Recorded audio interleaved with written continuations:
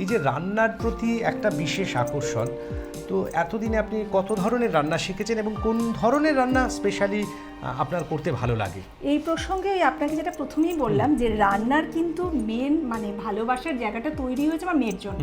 মানে যখন আমি ধরুন চাকরি ছাড়লাম, মানে যখন আমি পুরোপুরি হোম মেকার হব, এটা একটা মানসিকভাবে একটা স্থিতাবস্থা নিয়ে নিলাম, তখন আমার মেয়ে মানে ও এতটা ছোট ছিল তখন, কিন্তু এতটা ম্যাচিওর।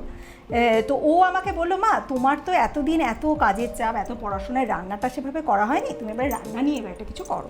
তারপরে সেখান থেকে বিভিন্ন ধরনের ইন্টারেস্ট থেকে বিভিন্ন ধরনের রান্না করে এবং বিভিন্ন ধরুন চ্যানেলে বলুন, বিভিন্ন ধরনের ম্যাগাজিনে বলুন রান্না দেওয়া, এবং আমার যারা টিমে আছে ওদেরকেও আমরা বিভিন্ন ধরনের যে একটা ভালো লাগা, আমি এবার ফ্রাইড পনিরগুলো দিয়ে দিচ্ছি।